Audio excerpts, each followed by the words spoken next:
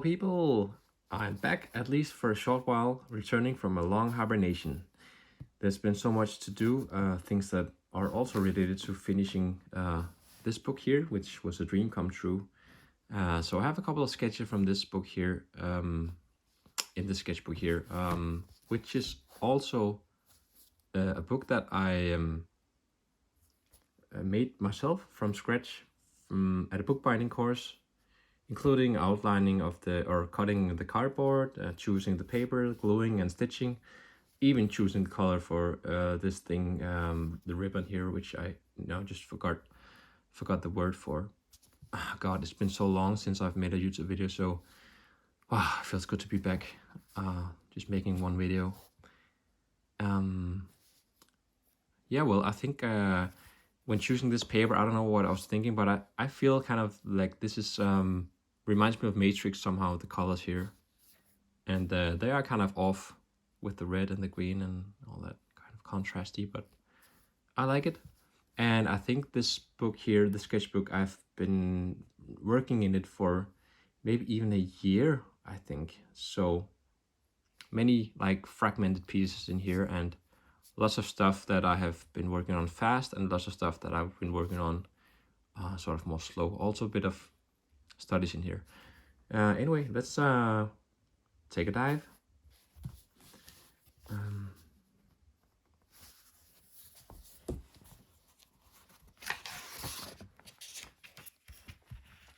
At this point in the beginning, I was very much into studying dogs. Went quite far into the anatomy, trying to think about, there's a mountain goat, think about or analyzing how the movement of the dog kind of worked. And this was because I worked on a project at the time with a friend I know who's a writer, and he had this idea for a children's book with a bone that lived inside a dog park. So this was why I was so much into dogs at the moment. And I think I learned a lot, and they might come in handy. This is the great thing about when you study something, whatever it is, if it's dogs or ships or furniture or whatever, you always have it in the back of your mind, kind of like a catalog. And it comes handy now because I will embark on a new project in what month are we in? March. With another writer, where tada, dogs are kind of big part of the story. So there you have it. It's good that I've been studying dogs so much. This is my daughter's hands when they were more chubby than ours today. When was that? 18th of May 23. Oh, okay, so that's actually almost 2 years ago. My God. And this is a bit more classical drawing approach, a study of Moses sculpture, quite famous. We have one here in Copenhagen. I guess there are several places in the world, but can't remember who did the original. Maybe Michelangelo.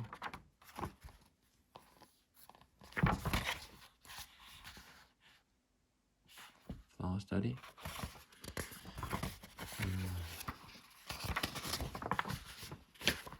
More dogs.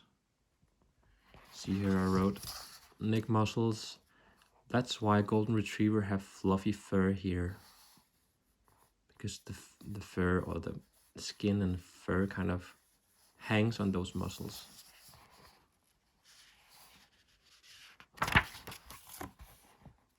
Some quick gesture studies.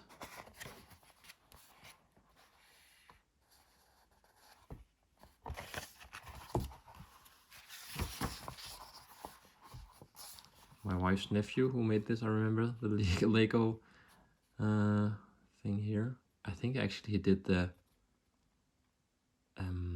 Falcon from Star Wars in Duplo, and I just thought that was such a cute way of doing this model. It doesn't resemble it at all, but I just love the idea of him putting it together. Fast sketches. And here we come to something that relates to the book, because these are some studies, I think just from YouTube, where I had to draw these skiing people. And I have this spread here in the book, in the final part of the book. Here it is. So I don't know if you can tell, you have people skiing, so I had the idea of, you know, and I don't think even, they didn't really get to appear in the book. I really like this dude up here in the corner. This is my favorite. Gotta remember him for another book. But here we have something that looks, where you can really tell. Have these children skiing here, and you can see very much how I used those children here, especially the last one here. And then, you know, you can always alter and you know, add or remove. So for this girl here, I just added like a unicorn head here on the tail. This guy originally was smoking, but then I figured like, okay, I really want to draw a man smoking on snowboard in the children's book. So I replaced the cigarette he had with a lollipop. There you go. Gotta think about everything, right?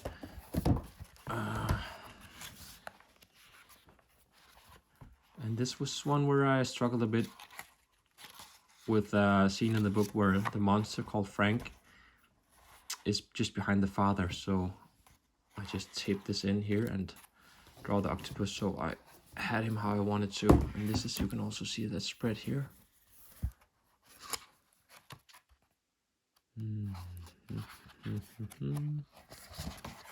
Yes, here we have it.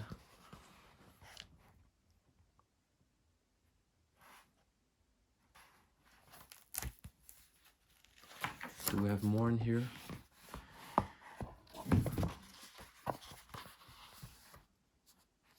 Some everyday studies here, just, you know, just for drawing, for the drawing's sake. And here are some studies, composition studies for another project, which I just finished, which is related to religion, actually. I got this commission from a baptism organization here in Denmark, and they asked me if I could do a book for children and the parents when the child gets baptized. So I made this quite big project, and I will insert the original, for instance, of this composition here, which is the famous one where Jesus is sharing bread and wine with his disciples. So here's just like a sketch for the composition. And it was a really fun project and many interesting challenges. And I realized that I missed to work with analog materials, because this book actually is done primarily or only in digital, like Photoshop. But I missed the analog feel of it. So in this book here, I ended up combining analog with digital techniques. So I used watercolor a lot and pen, and then I scanned in those things, and then I could add colors in Photoshop digitally to kind of save time. So that was why this girl I didn't end up using her in the book, but these ones I remember ending up using. I used this guy, and I used her, and I used this guy and her for a composition. This was for ideas for the front cover. I never really nailed it, so luckily the editors of the book, they decided that I could use another composition of a spread just for the front page also of the cover. So that was very well spotted, and I also got to save a bit of time. And something completely different, sketches, ideas for Magic the Gathering, kind of, how do you call it, fan art, or like, yeah, drawings of ring wraith actually, because I was talking with a friend about this. He was going to make his own customized, so yeah, from baptism book to ring wraiths, and then to something completely different again, like a honey logo. This is why you can tell how a person with the zodiac of a twin, like how that person uses a sketchbook, because this is really very much my approach. I draw everything in this sketchbook, and I switch very often from task to another task. So this is a honey logo, which I will also have to keep working with. just trying out different ideas.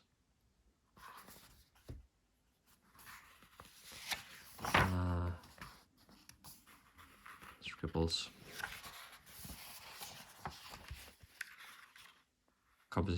Composition for a song actually in the book, before mentioned book. And the bird there, and the frog, sleeping frog, also for the book. And here I actually have it in the drawer right here, if I can get it up. Oops.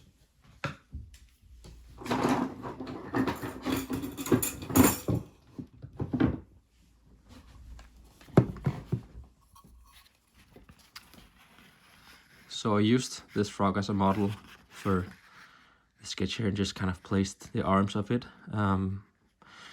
using the imagination over the pillowcase. And well, this is why I think observational drawing is wonderful, because then you can just kind of use whatever you have in your nearby surroundings, and it will always add more life to your things. On the contrary, I don't think things like AI gives that much personality to things. Okay, that was it. Wonderful to be back, at least for a while, with a little video for you guys. I will hopefully be back with more content in this year. We will see. And thank you so much for watching out there. It feels good to be back. Have fun drawing.